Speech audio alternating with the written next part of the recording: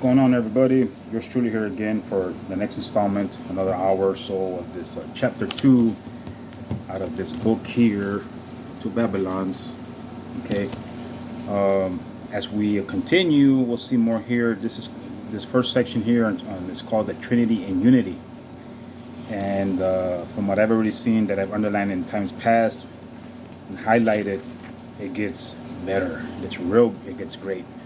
Here we have the mother and child and the original of the child, the triad, the Trinity, and there's other countries as well that have their own version of the Trinity. So it did start from Christianity or this Nimrod system. So as you'll see, each one has their own version of it. Okay, this is my third try. My niece keeps coming over here and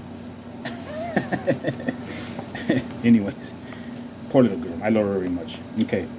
It says, if there be this general coincidence between the systems of Babylon and Rome, the question arises, does this coincidence stop here?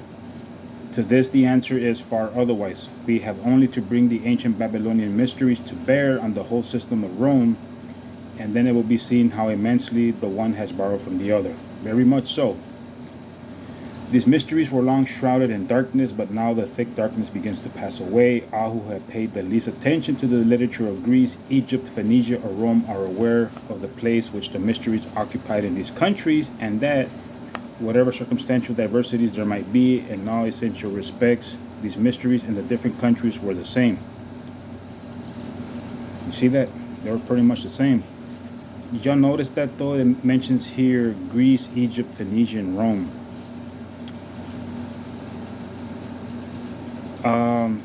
There is a prophecy in the book of Daniel that a lot of people, mostly because, like I stated, they don't do their own research and studying, but it's been brought out by, I think I mentioned in the last couple of videos about the three horns that were uprooted. Ellen G. White taught that those three people per se were uprooted and destroyed, but that's not the case. There are modern day counterparts to those Ostrogoths, the Heruli, and the Vandals, I think it was. Okay, and this Greece, Egypt, and Phoenicia, or Greece and Egypt, have a lot to do with it. Okay, as we are hearing here, Rome has adapted the teachings and the customs and traditions of these other countries or kingdoms, whatever. I caught that. All right. So it says these mysteries in different countries were the same in one way, shape, form, or another. Now, as the language of Jeremiah already quoted would indicate that Babylon was the primal source from which all these systems of idolatry flowed. Yes. So the deductions of the most learned historians on mere historical grounds have led to the same conclusion. From Zonaras is Zonaras. We find that the concurrent testimony of the ancient authors he had consulted was to this effect. For speaking of arithmetic and astronomy, he says, let me see who that is.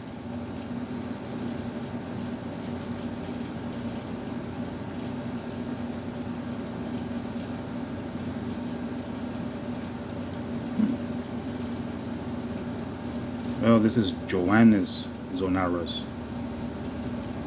Let's see. Okay, it might be him. Looks like a Greek philosopher or something. Cool.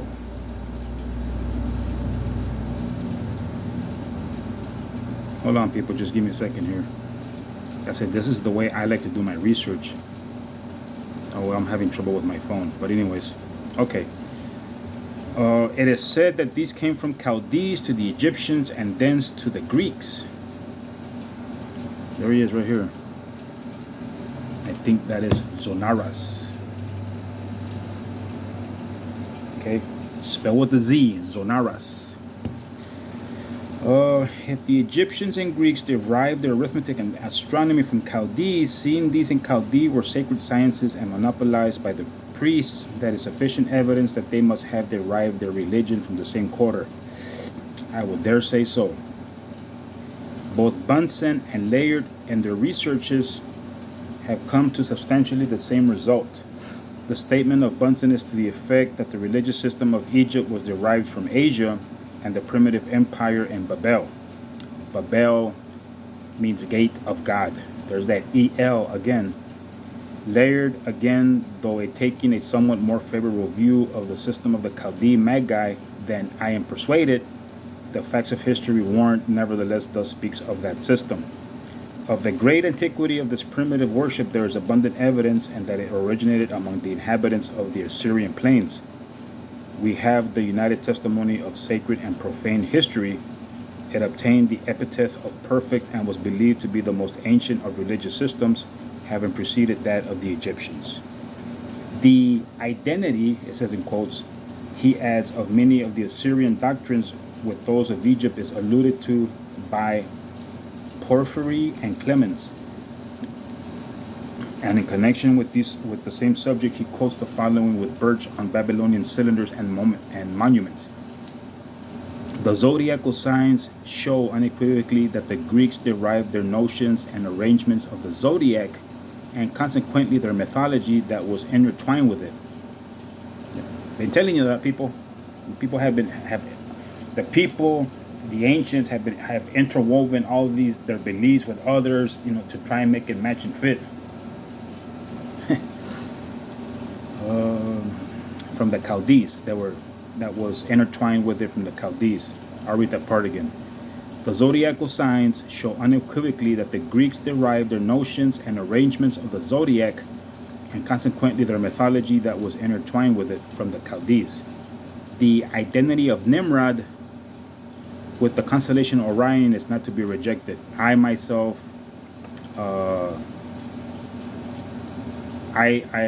there's an instrumental, I'm sure y'all have heard it, from Metallica called Orion, and I've had past Facebook pages that were hacked, as Orion, or even on games that I play on my phone. Orion is I just love that instrumental. But Orion as well, I had even gotten the zodiacal sign years back, the zodiac, that's my symbol, the Sagittarius. But I don't believe in that stuff anymore. There's no holy significance. Yes, and I got all my tattoos before I started doing all the studies. Okay, tattoos are a sin. Okay, so it says the identity of Nimrod with the constellation Orion is not to be rejected. And let me give you guys a little bit of heads up. If you look up, this might cause your eyebrows to do this, but look up the zodiac sign of the current Pope. Yeah, you know what I'm talking about. Well, I'm not afraid to say it. Look up the zodiacal sign of Pope Francis. He is a Sagittarius, and I'm not trying to make it fit as fact, but it's just a coincidence. Okay. Revelation.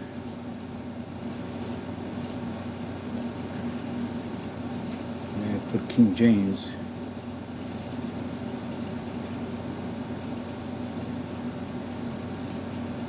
If you read Revelation 6:2, it says, "And I saw and behold a white horse, and he that sat on him had a bow, and a crown was given unto him, and he went forth conquering to conquer." I mean, that explains the Nimrod system completely, a continuation of the Nimrod system. Okay. Like I said, people, some of these seals have already been opened. We're in like the 4th or 5th seal, I think. Okay. I don't have much on it, but what I do, I'll eventually bring out. But I just thought that was kind of like a little bit freaky. So Pope Francis being a Sagittarius.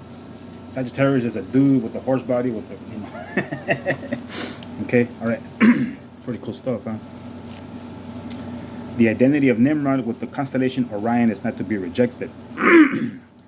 Auvarov also in his learned work on the Eleusinian mysteries has come to the same conclusion.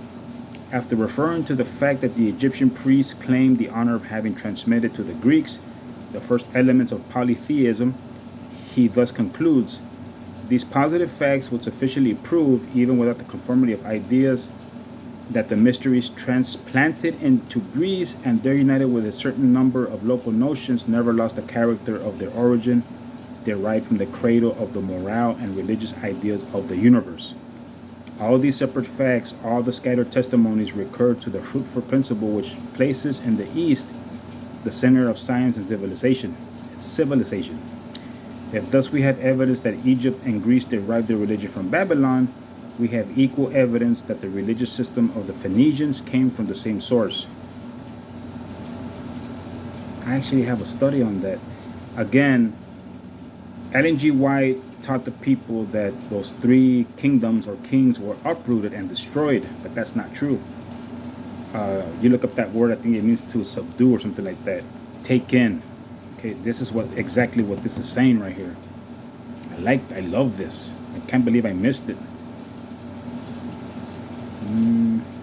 Macrobius shows that the distinguishing feature of the Phoenician idolatry must have been imported from Assyria. There you go, there's Assyria. Which, and Assyria is one of the kingdoms and mentioned one of the beasts in the book of Daniel, which in classic writers included Babylonia. The worship of the archaic Venus, he says he formerly flourished as much among the Assyrians as it does now among the Phoenicians. All this is making sense. Again, those three kingdoms were not destroyed because they do have modern day counterparts. Look them up, people. Let's see. Now, to establish the identity between the systems of ancient Babylon and Papal Rome, we have just to inquire in how far does the system of the papacy agree with the system established in these Babylonian mysteries. Let me read that again. Now, to establish the identity between the systems of ancient Babylon and Papal Rome, we have just to inquire in how far does the system of the papacy agree with the system established in these Babylonian mysteries. Okay, here's the thing. Rome,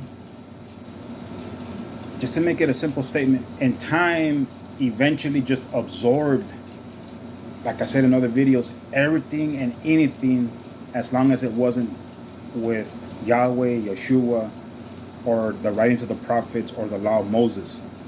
Okay, so wherever they went out to conquer, they took in all this imagery, all this idolatry, all this God worship.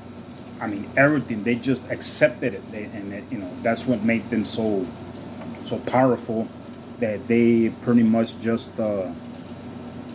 included anyone and everyone that came to Rome per se with all their gods. So I guess I read a statement that there might be a book of gods, and that those times Pharaoh couldn't find Yahweh in that book of gods. Okay, but I can't remember where I read it. But obviously he's not a God, like I've shown you in the book of Daniel chapter 6. There is no image, there is no God for Yahweh. Nobody has seen him. Okay, so yes, I am going to dissect this myself and compare the studies that I have through the house of Yahweh, that these three kingdoms were actually absorbed into the Romish Babylonian kingdom.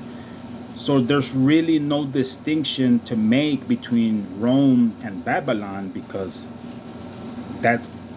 they are that Babylonian mystery, per se.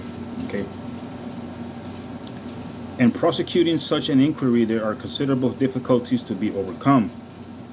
For as in geology, it is impossible at all points to reach the deep underlying strata of the Earth's surface, so it is not to be expected that in any one country we should find a complete and connected account of the system established in that country. But yet, even as the geologist, by examining the contents of a fissure, F-I-S-S-U-R-E, an upheaval there, and what crops out of itself on the surface elsewhere, is enabled to determine with wonderful certainty the order and general contents of the different strata over all the earth. So it is with the subject of the Chaldean mysteries. What is wanted in one country is supplemented in another, and what actually crops out in different directions to a large extent necessarily determines the character of much that does not directly appear on the surface. Taking then the admitted unity and Babylonian character of the ancient mysteries of Egypt, Greece, Phoenicia, and Rome as the clue to guide us in our researches. Let us go on from step to step in our comparison of the doctrine and practice of the two Babylons, the Babylon of the Old and the Babylon of the New Testaments. Again, people, nobody ever used those words in those days. Okay, I shown y'all in one of the videos where Timothy, it says that as a child he had known the Holy Scriptures. And that time they only had what's called, per se, Genesis to Malachi. Okay, they didn't have Matthew, Mark, Luke, and John. Okay, so anyways, man, this is great. Now that I have that study with me, like I said, I'm going to really dissect this part and look up the practices of Assyria, Phoenicia. I know the practices of Egypt already. It's got to do with, I mean, they all have to do with idolatry. The true believers in the Bible never practiced idolatry. Of course, if they were part of the falling away, the great apostasy, then yes, they did. Okay, like I said, man, this is a very great book. Next, and here I have to notice first the identity of the objects of worship in Babylon and Rome. Excuse me. The ancient Babylons, just as the modern Romans, recognized in words the unity of the Godhead, and while worshiping innumerable minor deities as possessed of certain influence on human affairs, they distinctly acknowledged that there was one infinite and almighty creator, supreme over all. Okay, and by that, most other nations did the same. In the early ages of mankind, says Wilkinson in his Ancient Egyptians, the existence of a sole and omnipotent deity who created all things seemed to have been the universal belief, and tradition taught men the same notions on the subject, which in later times have been adopted by all civilized nations. The Gothic religion, says Mallet or Malay, taught the being of a supreme God, master of the universe, to whom all things were submissive and obedient. This is from Takti de Morib, I guess German. The ancient Icelandic mythology calls him the author of everything that existeth, the eternal, the living and awful being, the searcher into concealed things, the being that never changeth, so on, so on, and so on. It attributeth to this deity an infinite power, a boundless knowledge, and incorruptible justice.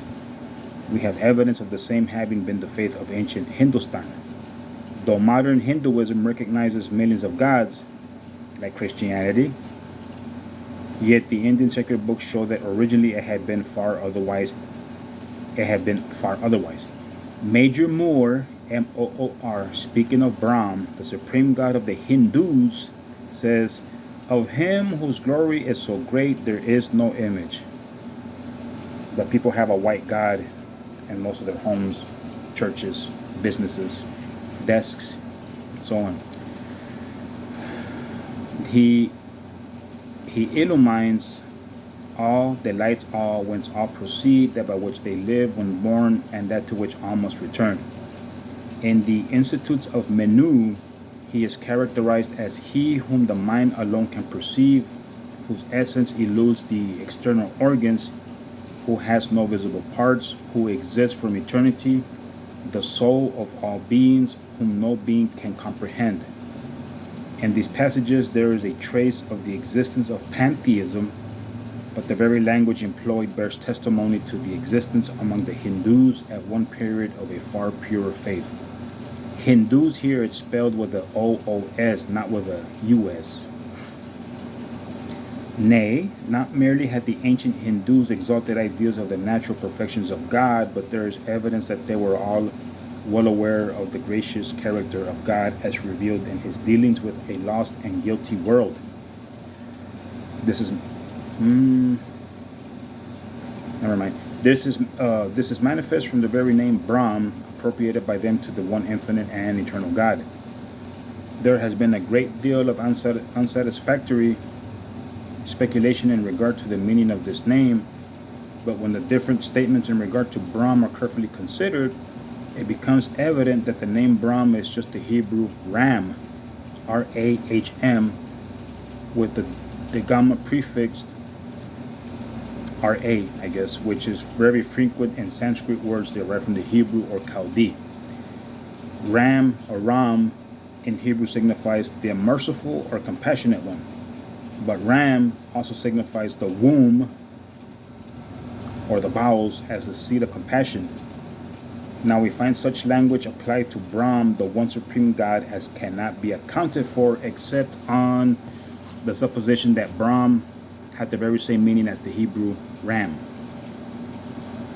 Yeah, because like I was covering in the baptism part, Gad is actually like a abbreviation for Gracias a Dios that people have here in southern states. We use it all the time. They say thanks to God is Gracias a Dios, it's Gad. You see how that stuff kind of fits together? But you know, it is what it is, I guess.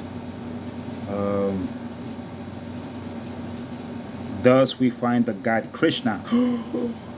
This one here spelled with a C, Krishna, in one of the Hindu sacred books. When asserting his high dignity as a divinity and his identity with the Supreme, using the following words: the great Brahm is my womb, and in it I place my fetus, and from it is procreation of all nature. The great Brahm is the womb of all the various forms which are conceived in every natural womb. How could such a language ever have been applied to the Supreme Brahm, the most holy, the most high God, the divine being before all other gods? Notice, all other gods. Without birth, the mighty Lord, God of gods, the universal Lord, but from the connection between Ram and the womb, and Ram, the merciful one. Here then we find that Brahm is just the same as Raman, the all-merciful one, a title applied by the Turks to the Most High, and that the Hindus, notwithstanding their deep religious degradation now, had once known that the most holy, Most High God is also the God of mercy. In other words, that He is a just God and a Savior. Let's see something real quick.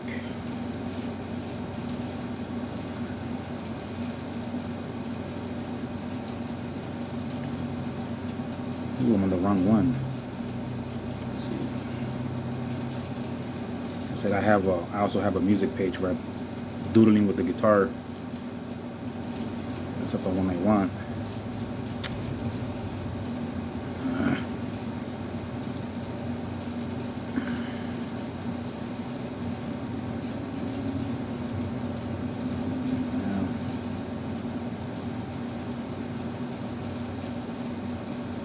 Okay, never mind. I was looking for something, but I need to look up that video again. I can already see where they're getting their ideas from about other characters in the Bible, and I bet you. And okay, and continuing and proceeding. I'm sorry, I keep looking up here to see how much time I got, but I have my phone here also when other stuff pops up out of YouTube. And proceeding on this interpretation of the name Brahm, we see how exactly their religious knowledge as to the creation had coincided with the account of the origins of all things as given in Genesis. It is well known that the Brahmins, to exalt themselves as a priestly, half-divine caste to whom all others ought to bow down, and have for many ages taught that, while the other castes or castes came from the arms and body and feet of Brahma. And obviously the feet, right? The lotus or whatever. The visible representative and manifestation of the invisible Brahm, and identified with him, they alone came from the mouth of the creative God. Let me look up this guy real quick.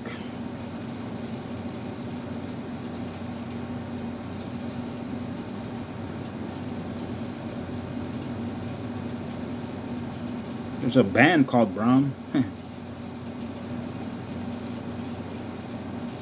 Brahm is the creator god of the Hindu sacred triad.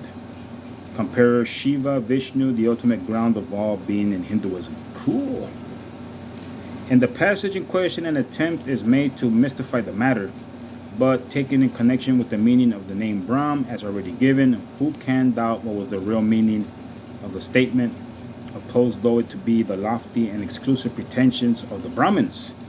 It evidently meant that he who ever since the fall has been revealed to the man as the merciful and gracious one.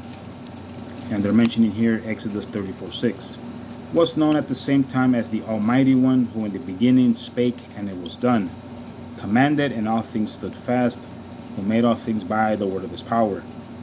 After what has now been said, anyone who consults the Asiatic researches may see that it is in a great measure from a wicked perversion of this divine title of the one living and true God.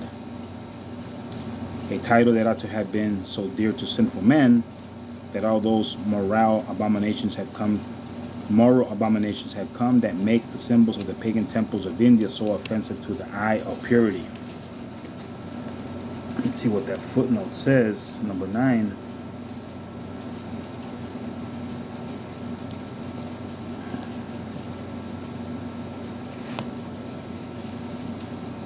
Here we have, this is a long one. While such is the meaning of Brahm, the meaning of Deva, the generic name for God in India, is near akin to it. Isn't that Kamala Harris's middle name, Deva? That name is commonly derived from the Sanskrit divine or to shine. Holy crap. I have a study there on the serpent. Ooh, I like that. And that word is mentioned, to shine. It's crazy. Man, that gave me chills. Whoa.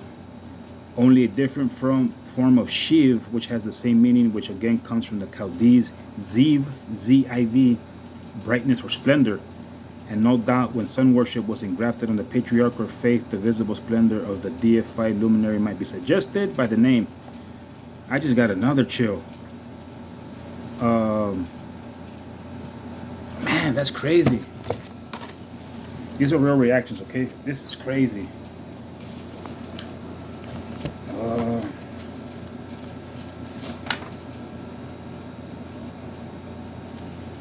Remember what we just read in one of the last videos, 2 Corinthians 11. I'll start from 2 Corinthians 11, starting from verse 13. For such are false apostles, deceitful workers, transforming themselves into the apostles of the Messiah. And no marvel, for Satan herself is transformed into an angel of light. Man, that's crazy. The shining one, I think, was referred to the serpent in that study I have. Man, that's crazy. That's crazy, crazy. Brightness or splendor.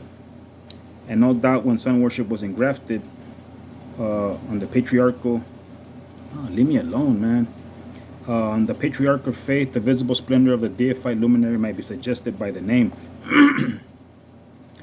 But there is reason to believe that Deva has a much more honorable origin and that it really came originally from the Chaldee, Thav, THV, and meant good, which is also legitimately pronounced Thev, THEV, and in the emphatic form is Thiva or Thivo, which means the good. The first letter, represented by TH as shown by Donaldson in his new Credulous, is frequently pronounced the DH. Hence from Deva or Thiva, the good, naturally comes from Sanskrit Diva, or without the digama, as it frequently is Dio, D-E-O, not the rock band Dio, or God, because that's where Theo comes from, Theo, and T-H-E-O, the Latin Dios, D-E-U-S, and the Greek Theos. There you go. The digama in the original Thevos being also dropped as novus in Latin is neos in Greek. This view of the matter gives an emphasis to the saying of our Lord in Matthew 19:17, there is none good but one, that is Theos, God the good. That's where that word comes from.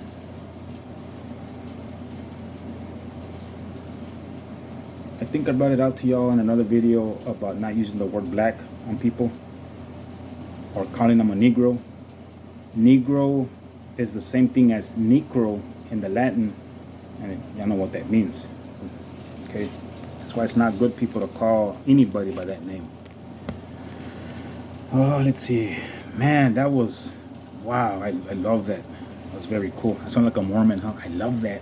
I lost where I was at. Man, that's crazy. All right, let's see.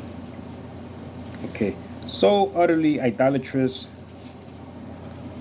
So utterly idolatrous was the Babylonian recognition of the divine unity, that Jehovah, the living God, severely condemned his own people for giving any countenance to it, that they sanctify themselves and purify themselves in the gardens after the rites of the only one, eating swine's flesh, and the abomination and the mouse shall be consumed together.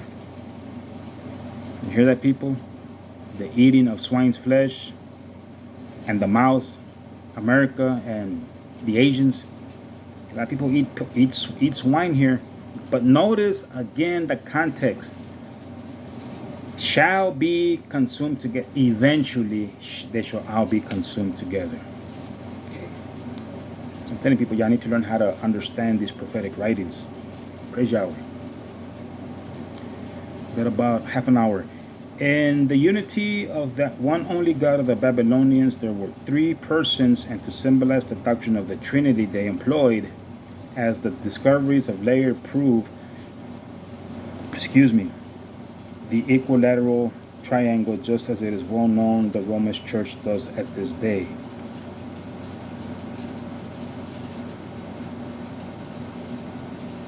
I have all my studies coming at me at once in my head. It's crazy.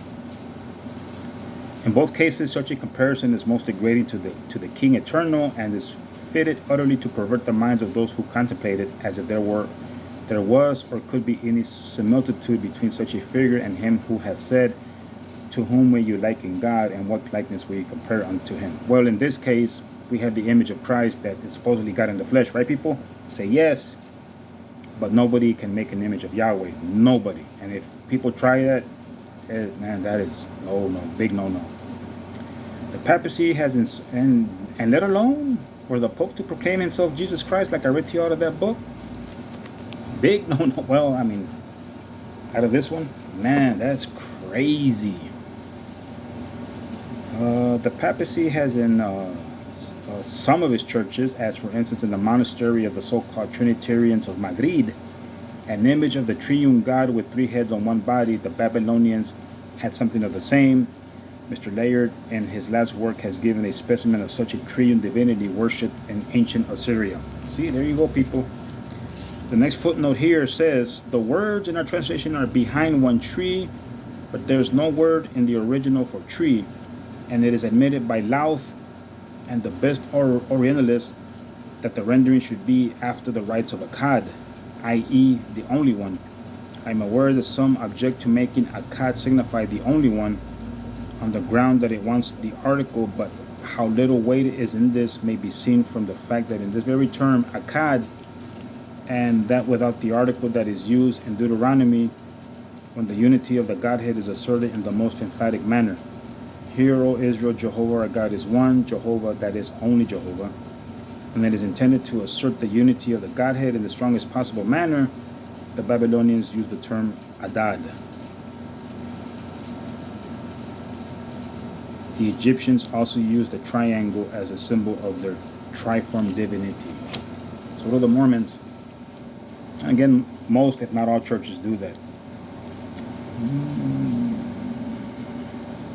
In India, the supreme divinity, in like manner, in one of the most ancient cave temples, is represented with three heads and one body under the name of Eko Deva Trimurti, one God, three forms. In Japan, here we go, people. In Japan, the Buddhists worship their great divinity Buddha with three heads in the very same form under the name of Sanpaofu. I'm getting better at these words, huh? San, like San Antonio, Pao, P-A-O, Fu, F-U-H, Fi Fi Fo Fum. All these have existed from ancient times. Wow. While overlaid with idolatry, the recognition of a Trinity was universal in all the ancient nations of the world, proving how deep-rooted in the human race was the primeval doctrine of the subject, which comes out so distinctly in Genesis, supposedly. But I've already shown y'all what that word means because of these nations. God can be one or can be three in the Christian Catholic doctrine, not in the sacred scriptures. Yahweh is one. There's plenty of scriptures that show that. When we look at the symbols in this triune figure of Layard, already referred to, and minutely examine them, they are very instructive. Layard regards the circle and that figure as signifying time without bounds. but the hieroglyphic meaning of the circle is evidently different. A circle in Chaldee was zero, and zero also signified the seed.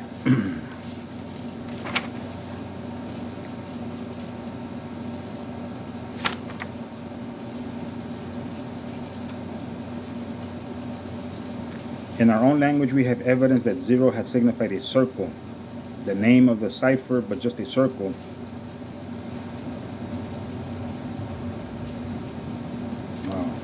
I'll read it. It says, in our own language, we have, this is talking about that word zero. We have evidence that zero has signified a circle among the Chaldeans. For what is zero, the name of the cipher, but just a circle? And whence can we have derived this term from the Arabians, as they without a doubt had themselves derived it from the Chaldees, the grand original cultivators at once of arithmetic, geometry, and idolatry. Zero in this sense had evidently come from the Chaldee zer, Z-E-R, to encompass, from which also no doubt was derived the Babylonian name for a great cycle of time called a Saros, as he who by the Chaldeans was regarded as the great seed was looked upon as the sun incarnate, and as the emblem of the sun was a circle. The hieroglyphical relation between zero the circle and zero the seed was easily established. That is on them. Therefore, according to the genius of the mystic system of Chaldee, which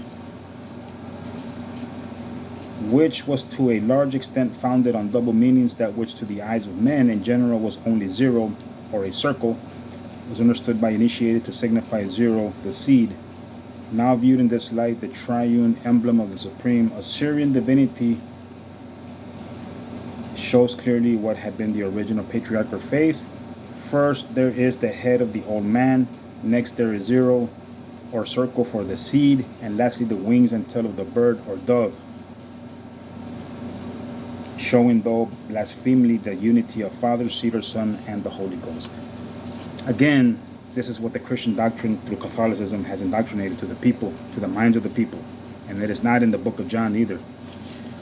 While this had been the original way in which pagan idolatry had represented the triune God, and though this kind of representation had survived to Sennacherib's time, yet there is evidence that a very early period an important change had taken place in the Babylonian notions in regard to the divinity, and that the three persons had come to be the eternal Father, the Spirit of God incarnate in a human mother, and the divine Son, the fruit of that incarnation. Wow, that's crazy.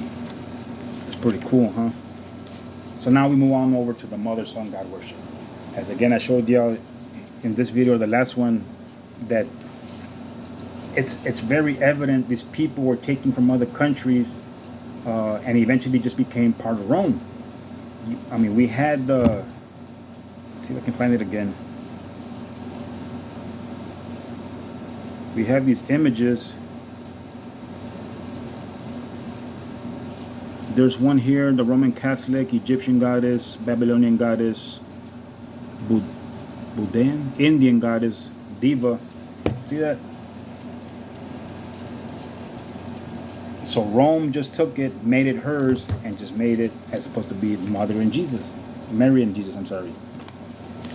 Well, people, see, it's easy. It's very easy. These people interwove all these beliefs, but through proper study, you can unweave those things and see where they come from. Okay. Getting all these notifications. Okay. The mother and child and the original of the child. I guess... while this was a theory, the first persons in the Godhead was practically overlooked. As the great invisible, taking no immediate concern in human affairs, he was to be worshipped through silence alone. That is, in point of fact, he was not worshipped by the multitude at all. The same thing is strikingly illustrated in India at this day. Though Brahma, according to the sacred books, is the first person of the Hindu triad, and the religion of Hindustan is called by his name, yet he is never worshipped, and there is scarcely a single temple in all India now in existence of those that were formerly erected to his honor. So also it is in those countries of Europe where the papal system is most completely developed. In Papal Italy, as travelers universally admit, except where the gospel has recently entered, all appearance of worshiping the King eternal and invisible is most extinct, while the mother and the child are the grand objects of worship. Don't get me wrong, I believe this, I have a very short study on it. I believe that this Gog and Magog is tied into this mother and son mother. Ma means mother, right? Ama, mom. And Magog, mother, son. That's what but like I said, I have a real short study on that. I know a lot of people have thought it to believe to be related or tied into Moscow and Russia, but that's not the case. Exactly so in this latter respect also was in ancient Babylon. The Babylonians in their popular religion supremely worshipped a goddess mother and a son, who was represented in pictures and in images as an infant or child in his mother's arms. From Babylon, this worship of the mother and the child spread to the ends of the earth. Here we go. In Egypt, the mother and child were worshipped under the names of Isis and Osiris. In India, even to this day, as Isi and Iswara. In Asia, as Sebel and Dios, Deoius. In pagan Rome, as Fortuna and Jupiter. There you go, Fortuna, people. That is a pagan goddess female name, fortune. Jupiter pure, or Jupiter the boy. In Greece, as Ceres, the great mother, with the babe at her breast, or as Irene, or Irene, the goddess of peace, with the boy Plutus in her arms. And even in Tibet, in China, and Japan, the Jesuit missionaries were astonished to find the counterpart of Madonna and her child as devoutly worshipped as in Papal Rome itself. Xingmu, the Holy Mother in China, being represented with a child in her arms and a glory around her, exactly as if a Roman Catholic artist had been employed to set her up. As I read in one of the videos of the Queen of Heaven, if she would not have come along, somebody eventually would have to invent her, right? Memory serves well. One of the names of the Chinese Holy Mother is Matsupu, M-A-Supu, T-S-O-O-P-O, in regard to which, see the note below. It's crazy, people, very, very crazy. I'll stop there for now, because this next section is a little bit longer, but y'all are seeing where all this idolatry is coming out from now, right? They've been grafted. There's even a section in that other book I showed you the other day. I don't know where I left it, that little yellow book on the Bible guide, that the author says, it's a phrase that a lot of people use today. The more that you pull on the thread, eventually the whole thing will become undone. That is what we're supposed to be doing, is showing people, helping you guys out, and learn how all this idolatry came together. Rome didn't just have all this stuff. They, like I said, they eventually just accepted anybody and everybody and everything that had to do with idolatry. And they took all these images from different countries to say, yeah, we can work with that. So eventually, Rome turned out to be this religion that looks so much close to the actual truth. But if you don't do any studying, people, you can believe anything and everything somebody brings to you at your front door. But man, that's crazy. When I first read that, I guess I read it halfway through my time in the Fed, so I didn't catch on to a lot of it. But now that I read it again, it makes sense. I had that whole section highlighted. All, where mother in Egypt and Asia and India and all that. Man, I was like, that's crazy. I don't know if I said it to you all before, but I'll say it now. Even as a Catholic, I think I remember having a couple of images, prayer cards in my pickup. I just left them there. It looked cool, right? But I didn't sit there and, I don't remember praying to them. I'm not going to lie. I don't remember praying to them, but I will not do so now. And I haven't done it. And I haven't done this unless I'm just screwing around with people, But if it's an insult, it's an insult on something that has no spiritual significance, okay? But my sarcasm, like I said, is my own. My jokes are my own. But my research that I have, I hold dearly, because that is the only evidence from ex-bishops, from ex-Catholics, priests, whatever, that are bringing this information out to us for our understanding. And like I stated, I'm gonna keep saying it. If y'all don't want to believe in it, don't believe in it. Just keep watching these videos and roll your eyes and laugh and go on to the next one, you know. But if you are liking these videos, like and subscribe, share it with your friends. I just got another subscriber today. Man, I feel great. I'm not all about, you know, supposedly people make money out of how many views. And I'm not worried about that. I'm not. I really am. I really am not. I'm doing it to get this research out because the internet is one of the greatest tools to get these things out to people who really want to learn and maybe start them on their own, doing their own research. I got all my research out there on the couch now. I had it up here, but it's on the couch. But anyways, more on this. I'm thinking it's gonna take at least a good 10, 15 videos to finish this whole book. Maybe not. Hopefully not, right? I try to do them in sections of 6. I think it was like 6 on the Queen of Heaven and 7 on this last one on the Catholic history and prophecies. Yeah, I think that's the longest one is that one. The Catholic, the church history and prophecies have 8 videos. And the pagan customs has 4. Yahweh's baptism had 3. The Queen of Heaven had 6. The Queen of Heaven videos have 6 videos on there. So maybe this one will be the longest one thus far anyways, right? I just pulled out more research because this is leading me to want to cover a lot more of this philosophy, a lot of things that are being taught in the churches and assemblies through this kind of this.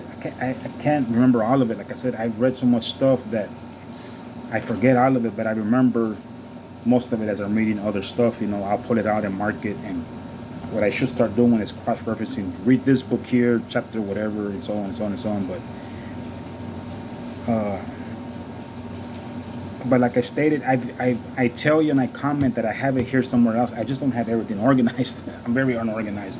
Okay, but hopefully y'all enjoyed this one. Again, like I said, comments, questions, put them at the comment section below, and I will try and help you find those answers. Okay. Again, keep your comments, questions clean, respectful. If y'all have a video that has to do with something I'm carving, hey, let me know. Hey, say, hey, Oli, check out this video here. Okay. And again, if you want me to share your name on my video, hey, John Smith asked me this, wanted y'all to hear this question. He thinks it's important, and I'll try and find you the answers. Okay. Until now, you all have a great rest of the day. I'll probably do another one tomorrow morning. So until then, y'all have a good one, a great one.